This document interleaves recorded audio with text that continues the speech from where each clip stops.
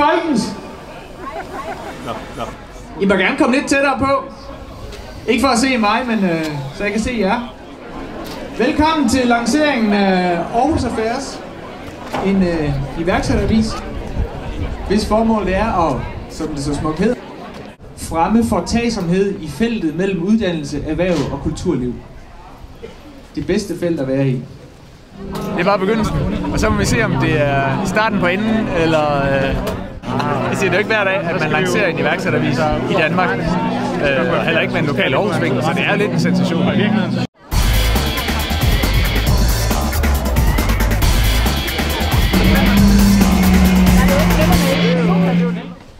Jonathan Markusen og Sander Jensen, mig. Vi sammen med Esben Strandgaard, som står derovre, en Katrine Nør og en milliard andre mennesker har lavet det her lille værk. Og hvis I vil vide, hvem de er, så på bagerste side står der en milliard navne til alle dem, som vi elsker. Der er ingen reklamer, fordi for det første har vi ikke rigtig tid til at begynde at lave noget opfølgende annoncer og arbejde halløj.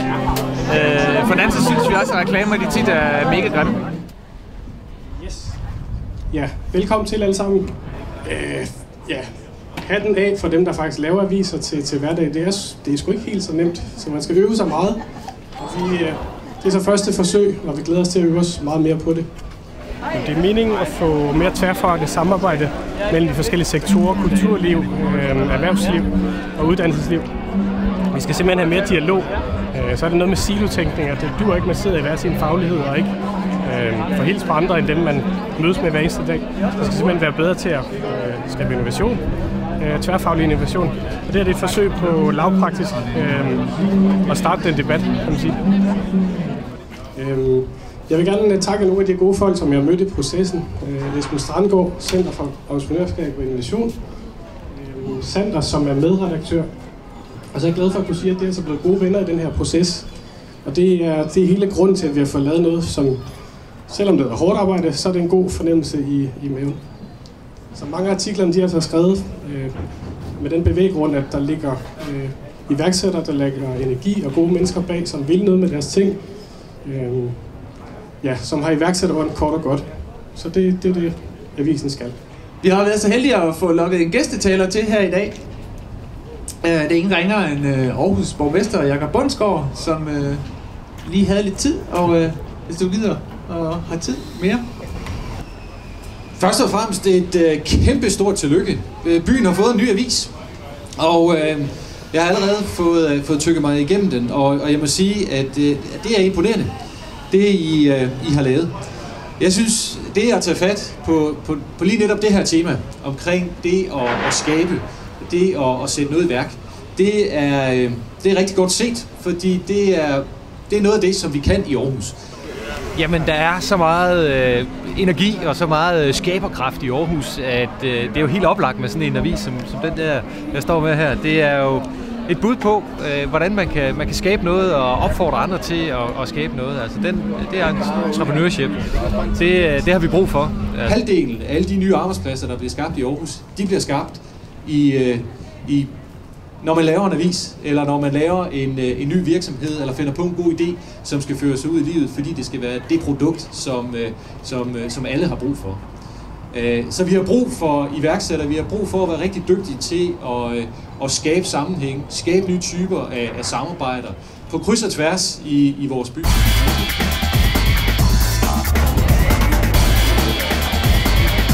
Det er et super cool initiativ, der jo på den måde løfter iværksætteri og hele det miljø, vi har i Aarhus frem, så vi alle sammen kan se det.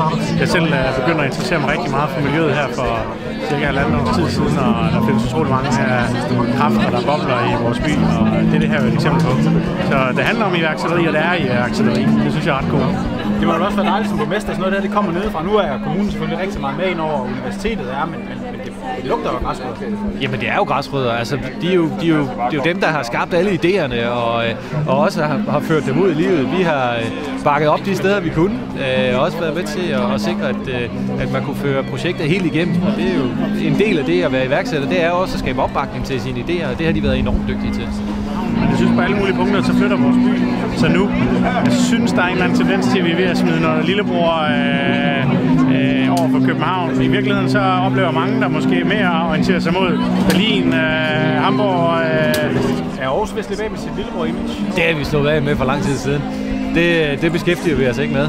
Altså, vi er jo optaget af at skabe noget, der er spændende og som kan gøre noget for verden. Vi fik jo faktisk lavet en undersøgelse her for nylig i forbindelse med, at vi skulle lave et nyt brand for Aarhus. Og der var vi ude at spørge, jeg tror 1500 virksomhedsejere, iværksættere og sådan, folk, der havde noget på hjertet i forhold til Aarhus. Og noget af det, der var fælles for dem, det var, at Aarhus er en by, som tør påtage sig, også har smidt jantelov og alt muligt andet over bord, tør påtage sig og have ambitionen om at løse nogle af de allerstørste udfordringer i verden. Og det kræver jo altså, at man har nogle mennesker, som tør satse alt på et bræt og springe ud i det og skabe noget.